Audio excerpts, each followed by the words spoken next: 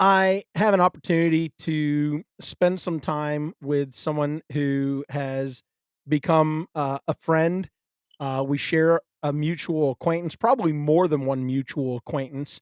But the story of how I figured out who this gentleman is that you see smiling on the other end, and even though he's wearing a Michigan hat and Michigan shirt, we're going to kind of let him get away with this.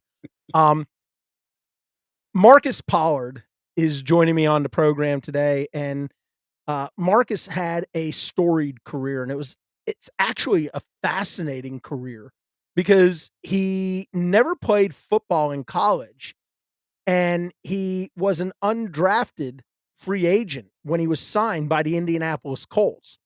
And over a 14-year career, he had an opportunity to play for, as I said, the Indianapolis Colts, the Detroit Lions, the Seattle Seahawks, the New England Patriots, and the Atlanta Falcons. And I'm going to ask Marcus some questions about some of these teams and some of these coaches as we move along because I played football my whole life.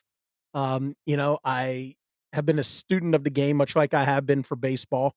Um, but there's so much more to this story. And as always, I love to explore the humanistic side as opposed to the Superman side of the individual. So, Marcus, welcome to the program. Thanks so much for taking time out of what I know is an extremely busy day, given your position with the Jacksonville Jaguars.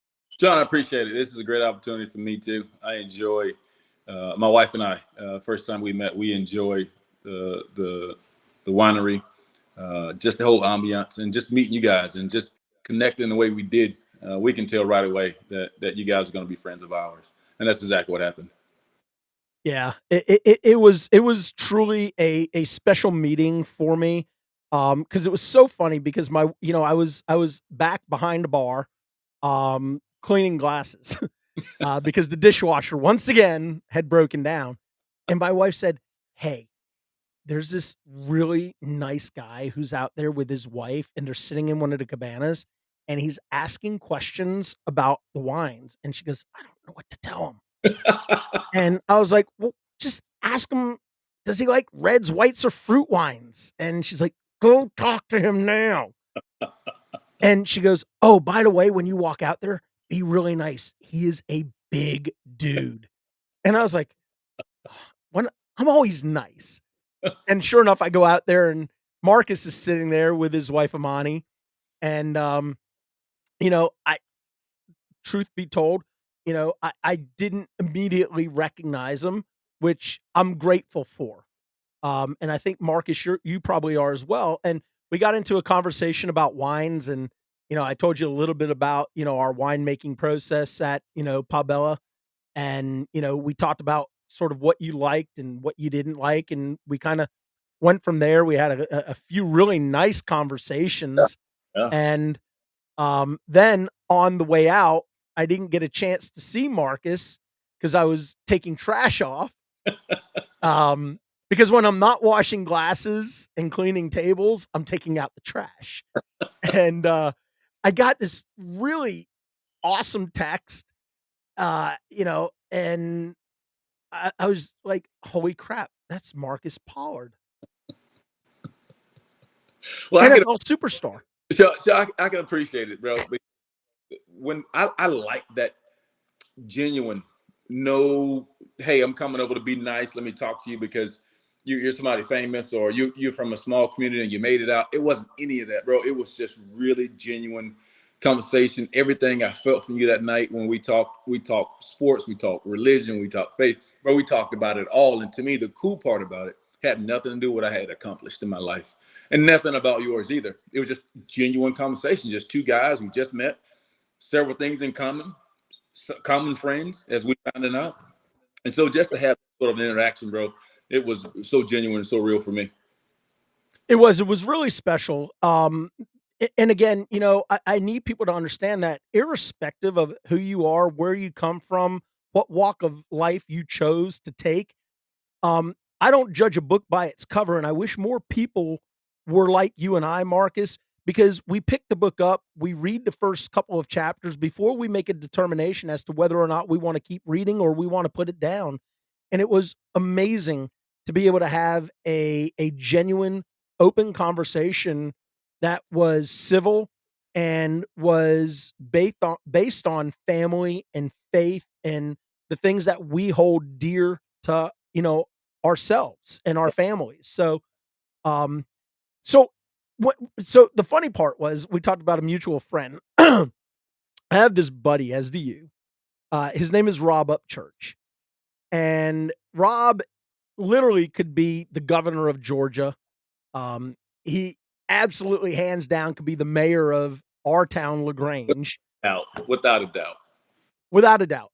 And it was really funny because, the next day, Rob was showing me another piece of property, and I said, "Man, I got to tell you about this chance meeting that I had with someone." He goes, "Yeah," and you know how he says, "Buddy Rowe." He Yeah. goes, "All right, Buddy Rowe," and he said, I said, "Yeah, I met this guy Marcus Pollard," and he goes, "Oh man, you met old Marcus?" He goes, "Marcus and I go fishing. I've taken him hunting." He goes, "Oh man, he's such a good friend of mine." And like I went from having this huge smile on my face to being like, What? You know him already? "Really?" I was like, "Come on, man. Is there anyone you don't know?" He knows everybody. My first time going hunting with Rob was turkey hunt, and Oh, first time going, and I fell absolutely head over heels in love with turkey hunting. First time I went, I killed 2 birds with one shot. They were just in the same line. They didn't try to, boom, boom, and I was just hooked ever since. And I haven't gone as much as I like to, but Rob knows everybody. Hey, Marcus, you want to go deer hunting? I got a guy. You want to go fishing? I got a guy. You want to go hunting? I got a guy. I'm like, God, this dude knows everybody everywhere. well, I'll tell you, if you enjoyed turkey hunting, you'll enjoy pheasant hunting if you've Ooh, never done it. never done. And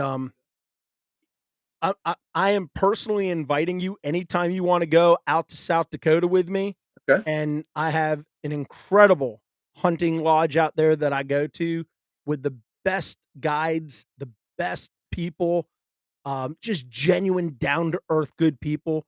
It's such a relaxing setting. Um, I had the best time. I took my son out there and we did some pheasant, hunting, and, uh we got hooked immediately. So my son's a big turkey hunter as well. But Yeah. um, yeah, you're one up on me with Rob because Rob's never taken me hunting. All the properties I've bought from him, the businesses I've bought, everything I bought, I've never gotten an invite to go hunting. And I know he's going to listen to this Oh episode. yeah, he's definitely And gonna. Rob, Rob, you're in hot water. I'm just gonna tell you right now, brother. You're in hot, not taking well, shelter. when you're back up here in West Point and LaGrange, we all need to get together, have some dinner, and then maybe we can all get out and do a little hunting or fishing together. But I want to jump in and I want to talk a little bit about what what drove you as a player. And I know you came from a small town and you were a basketball standout. I mean, you were a phenomenal basketball player. Um and you hadn't played football since high school, but what was it? Because, as I talk to athletes, right, and I get to talk to a lot of amazing athletes, you know, what is it that was your secret sauce? What drove you to be the best that you could be? That's a great question, Sean. I've thought about it often, and the only thing I can come up with is fear of failure. Given an opportunity so pristine, it's never had been accomplished before. To me, I wanted to go in uncharted waters because I don't know if, not being braggadocious, but I don't know if it's ever been done before. A college basketball player, that's all he played, and transitioned to playing football in the NFL. I don't know if it had ever been done before. So aside from that challenge, I didn't want to fail and be the first one to say. I kept thinking about what about other guys coming behind me with the same sort of dreams and aspirations of being pro football players. What if I fail? And I didn't take it as a negative failure, but more of a motivating failure. Like, okay, here's something you can do very special, and it will open doors for everybody coming in behind you. Is what I just thought about. It was just that fear of failing, were given such an opportunity to change lives, not just mine, but my family's too. How much faith did you put into a higher being to guide you? I mean, did you look at your talents as God-given talents? I mean, I know you had to work hard Hmm. on a daily basis. God-given talent. There was nothing, and I tell people to this day, that's nothing special about me. I wasn't the biggest. I wasn't the fastest. I didn't know anything about football, coming in because in high school, I just played defensive end. I didn't play any tight end, and so it just was all God-given, and I just followed my path. I came from a very spiritual family. My grandfather was a pastor. My auntie's a pastor, heavy in the church, and so it's just part of my life, and just resting on what I felt I was being called to do. Yeah. And for people who don't understand what it's like to go to church on a Sunday in the South, the message is what you go for, but what you stick around for is the Sunday lunch, man. It just doesn't get any better than Sunday lunch in the South. Absolutely. It's the best. Like sometimes on Sunday, you'll get a Sunday lunch at church and then come and get another one. And it is the absolute best. And it may be the same stuff at lunch at church that you're gonna get for dinner at home, but I can eat it twice. It's even better the second time around. Oh, yeah. Oh, yeah. You know, one of my favorite stories was in your rookie season, if I'm Okay. not mistaken. I'm going from memory on this.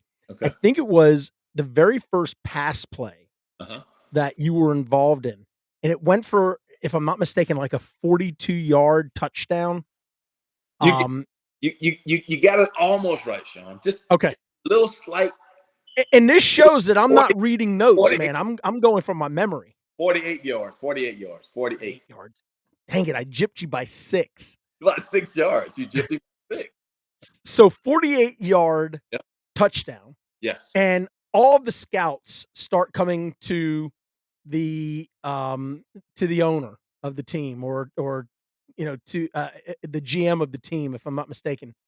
And they're like, "Where did you find this guy?" And he's like telling them, all the I mean, it's a funny story. Yeah. They're like, he's like, "Well, if you were really doing your homework, you would have known to go check in these places here." And apparently they didn't know.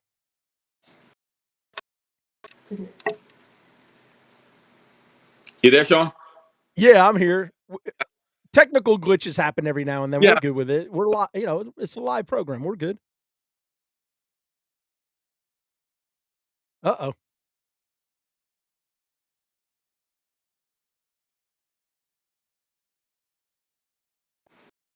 Hello? There he is. Okay. Yeah, there he is. All right.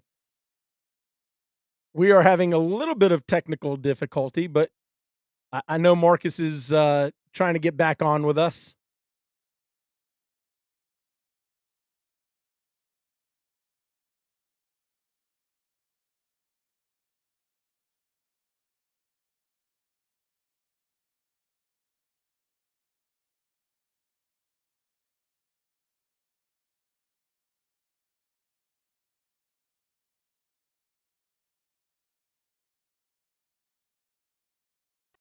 You're on, babe. Can you There hear me? you are. I can hear you. Sorry. That's my mother-in-law It's all trying right. to reach my wife.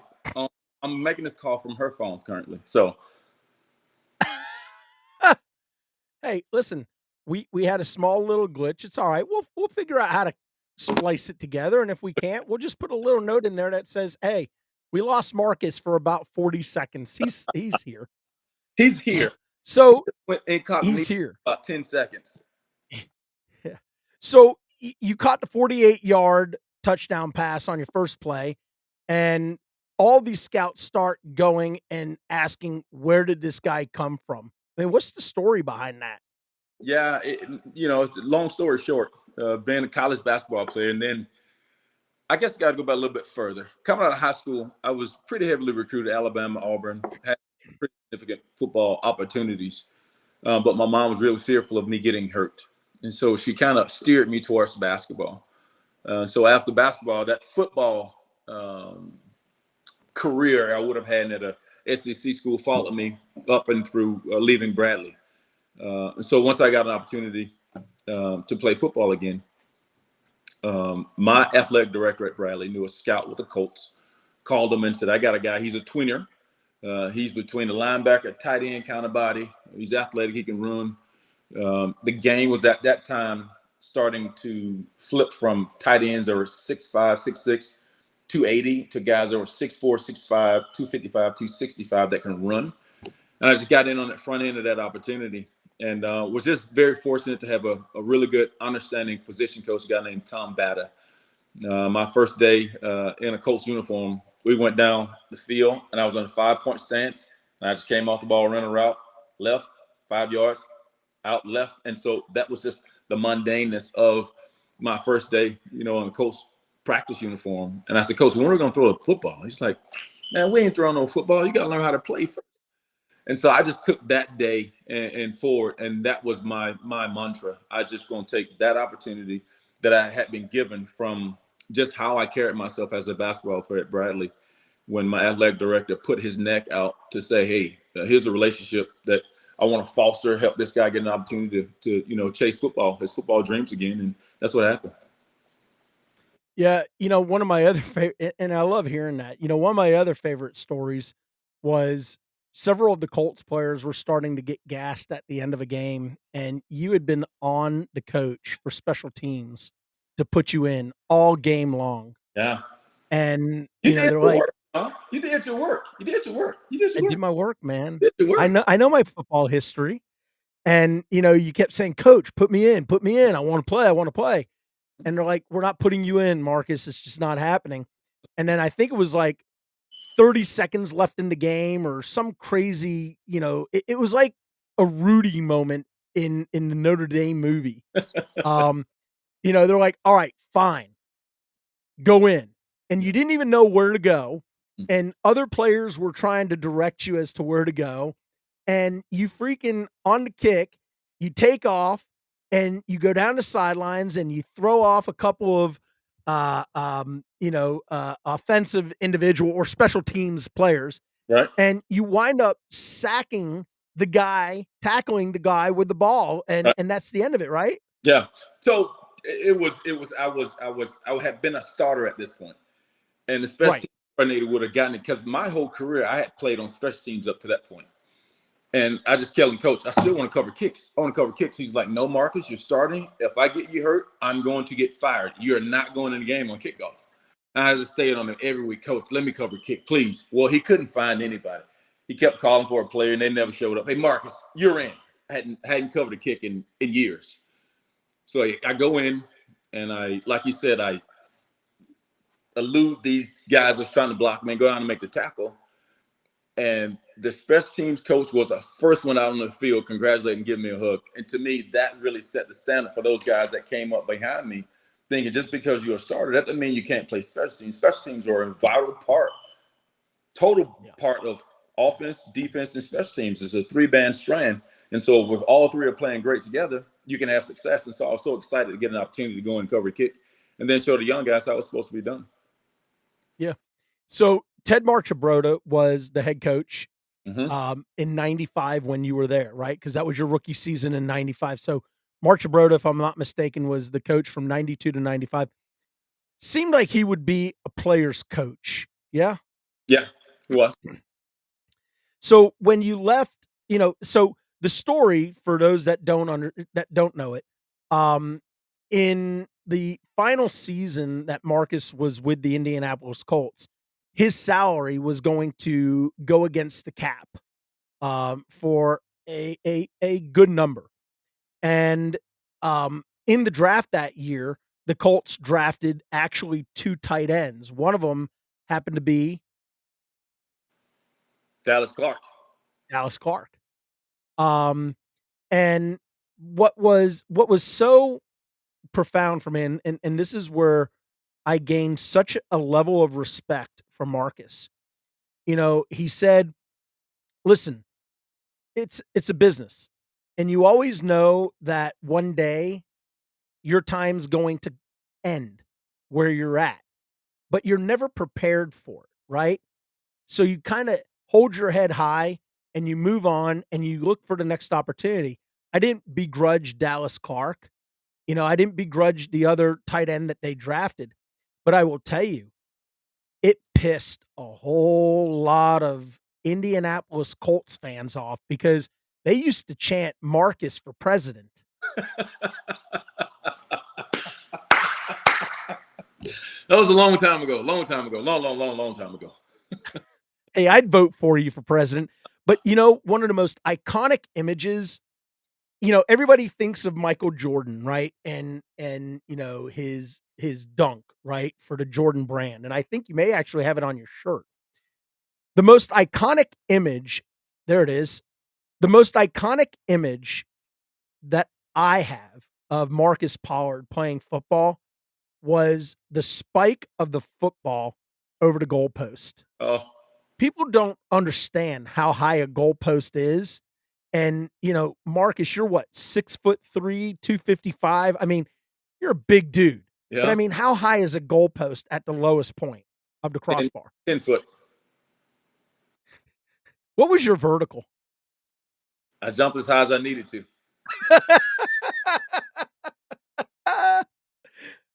That's like when people ask me, how fast can you run? As fast as I have to. That's right. So you played for the Colts, and then, if I'm not mistaken, you went to the Detroit Lions next, Yes. and you had a very good career. Now, was that Flores at the time that was the coach for It was Steve Mariucci. When I first got to Mariucci? Mooch. Yeah, it was Mariucci. Yeah. That's right. It was Mooch. Yeah. And you had a few seasons there, and then you went to the Patriots. Seattle Well, you went to the Seahawks. After Detroit. Now, who was out there? That wasn't Pete Carroll. No, that was the Walrus. It was godly big dude, coached at Green Bay forever before going to Seattle. Oh, Holmgren. Yes, Mike Holmgren. That's Mike him. Holmgren. Yep. That's right. And then you went to New England, and then you finished your career with the Atlanta Falcons. Yes, correct. Let me go back real quick. Please. Dallas Clark. You mentioned Dallas, and me leaving Indy, and to me, I wanted to leave a legacy, not just for coach tight end, but tight ends everywhere. And Dallas Clark to take what I was giving him to use it later on in life too. So after drafting Dallas, I took Dallas on my wing every day. Dallas, we're going to catch passes, we're going to block, we're going to do all these things. And people ask me often, why do you help Dallas replace you? Servant leadership is the only thing I can think of. I wanted Dallas Clark to have the best career possible. It had nothing to do with me. And if I can teach him everything that I had, plus what he already came with, he could write his own story. And that's what I wanted to do. I wanted to have a servant leadership mentality. So everybody that I touched, Dallas Clark included, I left an imprint on their lives that they can use whatever I gave them for the rest of their lives. And that's such an incredible term that not a lot of people use, which is that servant heart, right? And, because we all at some point in our life, hopefully not before the end comes, we all have to realize that we serve a higher purpose. Correct. Each one of us has to write our own story. We have to write our own legacy, and we have to leave our mark on this world, hopefully in a positive way. And that leads me to, and I'm going to ask you one final football question about your career. Okay. So, of all the coaches that you played for, who is your favorite? Ooh, that's a good one. I mean, I think about Jim Mora Sr. So, yeah.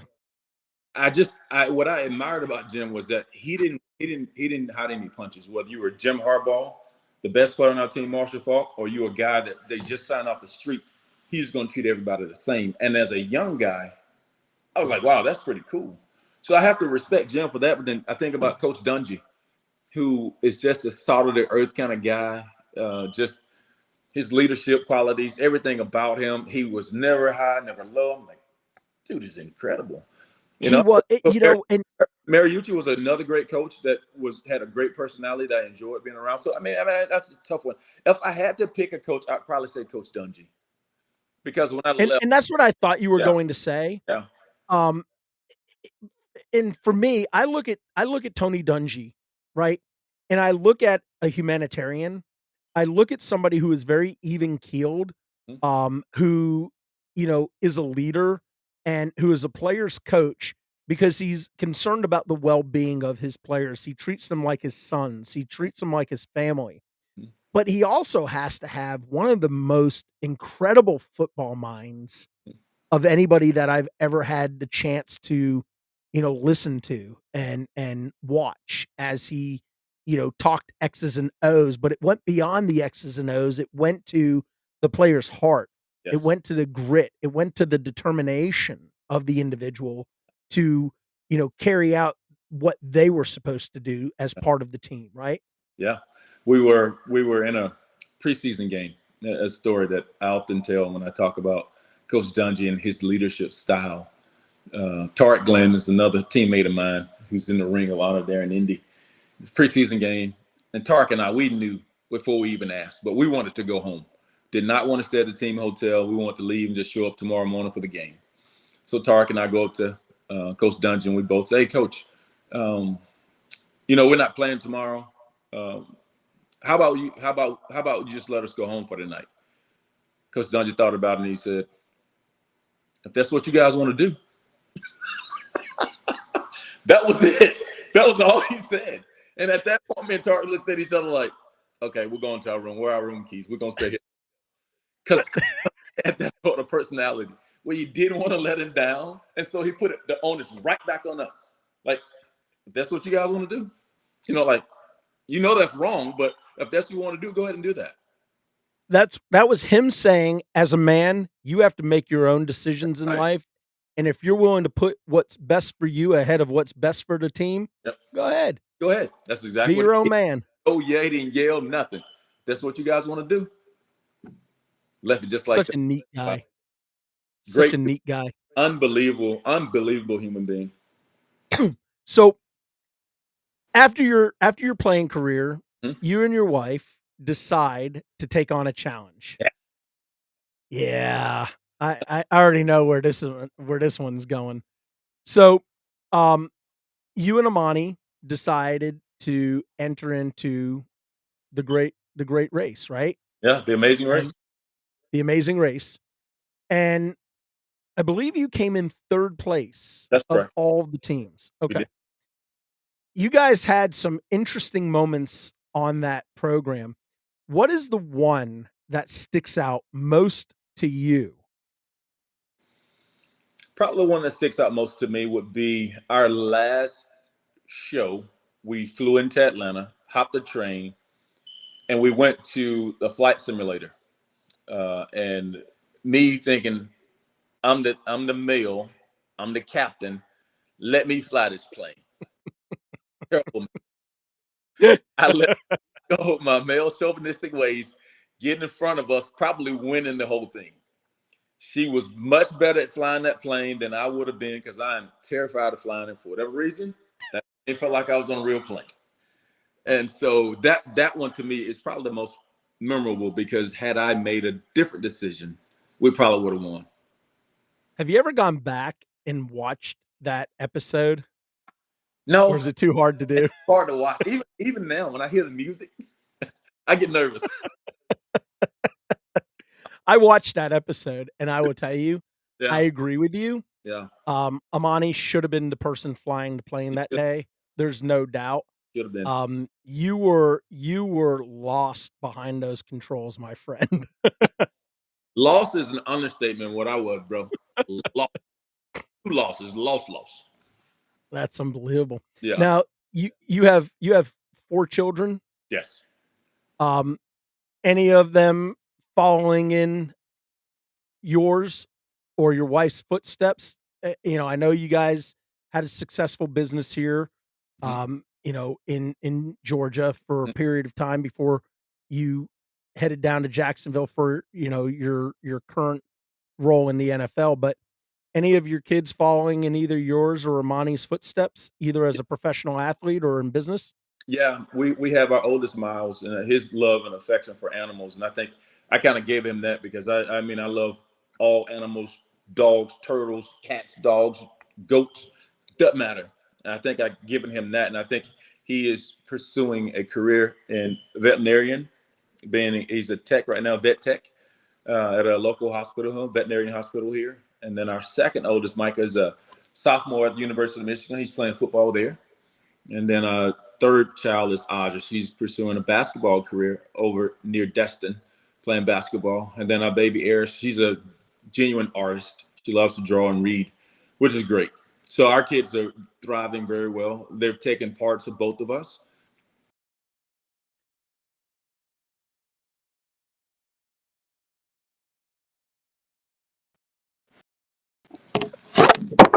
Ah, get mad, call. See, Get mad, call. see. All right. So, like me, I'm a proud father, right? I'm a proud grandpa.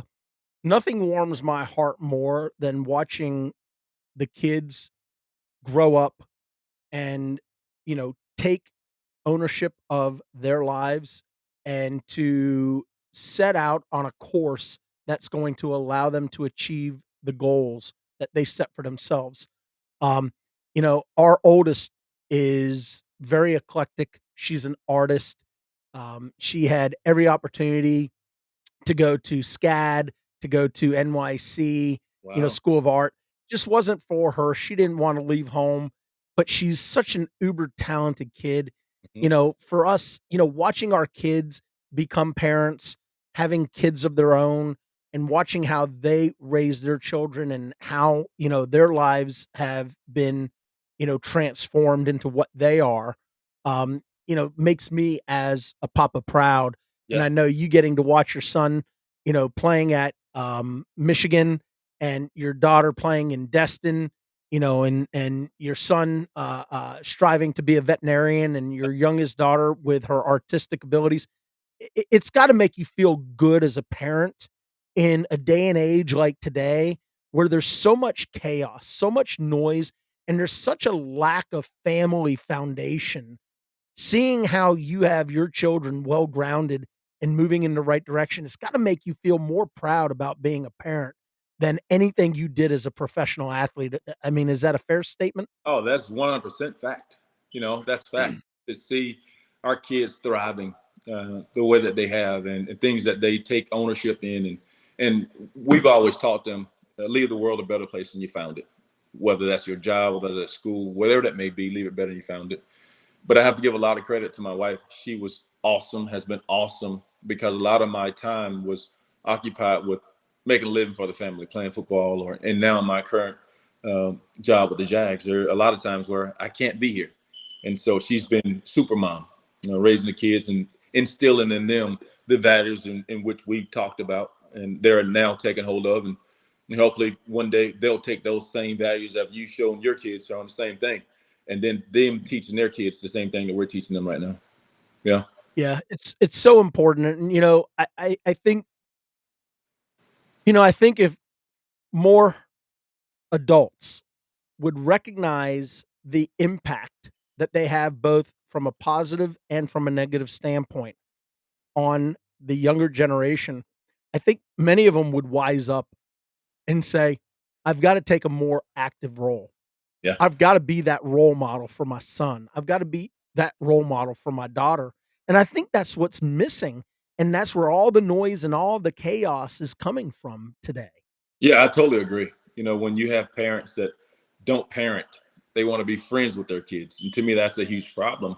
We need to be parents. That's what we're called to do. And that's our job. And that's our role. And one of the things that really, Miles, when he was a freshman in high school, I can remember him calling me. I was driving up to Georgia to see my mom. It was her birthday. And he called me and said, Dad, I'm done with sports. I said, okay, cool. I never want you to do sports for me. You needed to do them for yourselves. And a lot of times parents try to live vicariously through their kids. And the one thing I remember telling Miles, I said, Miles, whatever you do, find something that you're passionate about and you just follow that. That's it. And so he's done that. He's taken this mantle of animals and being a veterinarian, and he's running with it. That's his passion nowadays. And my wife and I, we try and foster that. We try and nurture that. We till that over, helping him, maybe one day having his own business. And so that was the thing. Absolutely. And that's something parents should definitely take hold of and listen to their kids, and whatever their interests are, you jump right in on whatever their interests are and keep pushing forward. But to your point, you've got to be a parent first. Right. My wife and I didn't start becoming our kids' friends until they were well in their 20s and they were established with their own families. And, our job, as I explain it to, my daughter, my youngest one especially, and as I've explained it to our son and to our son-in-law and daughter-in-law, your job is to instill values into your children. Right. It's to help them understand the difference between right or wrong, and then to allow them to make their own path in life using the tools that you've given them. And when they fall short, you've got to be there to help pick them up. Because remember, it's not how many times or how hard you fall, it's how many times you get back up. Right. I mean, it's not about falling. It's about getting up every time. To me, sometimes we did the amazing, and oftentimes I use football analogies to articulate my thoughts. And sometimes that's the big one for me. Sometimes you're gonna lose, sometimes you're gonna get knocked down, but you have to figure out how to get back up. And if you can get back up, then you got a chance. But if you continue to lay down, you may as well quit. Because Well, that's what makes the heart of a champion. Is how many times you get knocked down, not how many times you get knocked down, but how many times you get back up. So I want to talk about the last topic on my mind today. I mean, there's probably so many others, and I could talk to you for hours. And I'm sure when you're back up here, we're going to spend some time at the winery. We'll crack a few bottles, and we'll have some stories to tell. But I want to talk about he's getting another call. This is a busy man. There he is. All right. So the last topic before you get 20 more phone calls that I want to talk about is your current role with the Jacksonville Jaguars, because you're over player development, which means you get to take these young men who are coming in from college football, who may have these preconceived notions, who may have been these standout, athletes in college, Right. but now they're having to transition to the NFL where things are much faster, Yep. players are much bigger, Yep. and expectations are greater.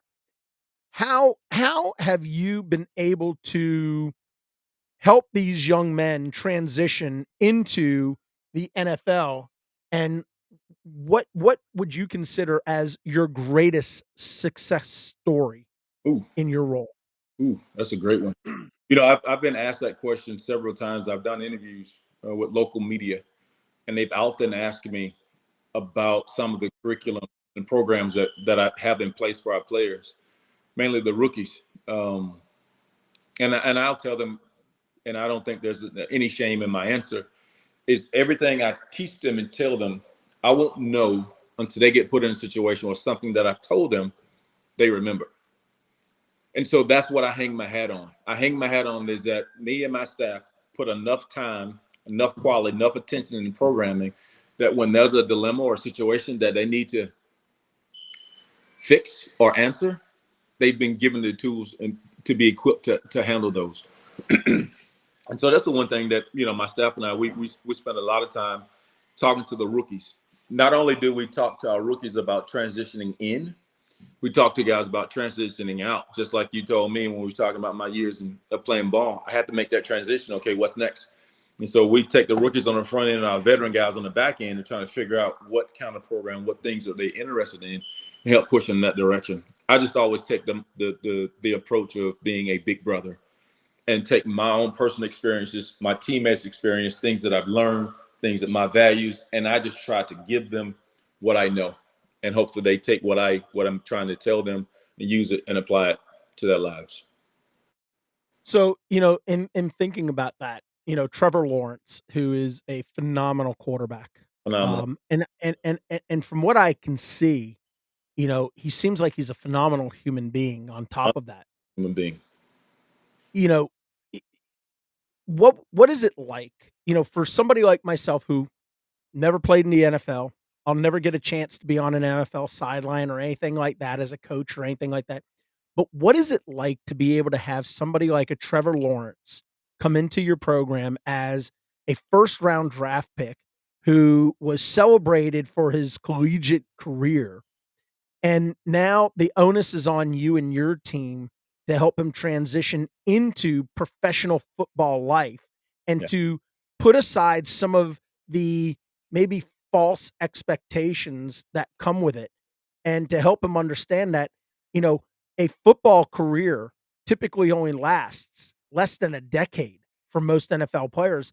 And unfortunately, even some of these men who get these huge, huge contracts find themselves flat busted and broke after their playing days are done. How is your guidance received by somebody like a Trevor Lawrence who's a super athlete? Yeah. Trevor Lawrence is an easy one because he does everything the right way. I can say, Trevor, I need you to. We're gonna take a ride over to the school. I need you to talk to these kids. All right, MP, he's gonna get in the car. I can say, Trevor, they need to make certain that you don't try to catch the ball. You just got to throw it. They need to catch it. Okay, I got you, MP. He's the kind of guy that he whatever you say, he's such a great kid and listens to every detail.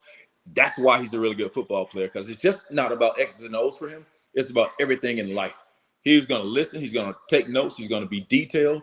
And when you got that kind of athlete with that kind of talent and willing to listen, I mean, the sky's the limit. You see, sometimes I have to catch our players with statistics. You mentioned 10 years, decade of playing ball for running backs. It's 2.8 average playing career, 2.8 years. And for anybody else outside of running back, it's 3.2. That's not even a high school career. When you think about the guys that are free agent guys and guys who are drafted, the length of time that they play is not even a high school career. And so we often talk to them, my staff and I talk to them about the importance of what are you going to do while you're here? Take advantage of the NFL shield while you are here, because once you're out, people don't care. 80% of NFL players 4 years after retiring from football are broke. So these are the kind of Unbelievable. talk to our players about the values that they need to have, how they spend their money, who they're spending their money on, who they're spending their money with. And we have all these resources to help them with everything they could ever want to do post-football career. That's awesome. So you said Trevor Lawrence listens to everything that you tell him, right? He does Yes, everything you tell him, right? yes, I can tell him right now. We're gonna come to the winery. He ride with me to the winery. We show up at the winery. So when you say you got to go on Sean Weiss's podcast, he's absolutely going to listen to you He would listen. and he's going. He would listen. He would listen to me. He would listen to me. All right. Well, listen, I'll trade you a bottle of wine for Trevor Lawrence. I'm gonna see if I'm gonna get Trevor Lawrence on the show. That's gonna be my mission. It's gonna be my mission to get Trevor Lawrence on the show.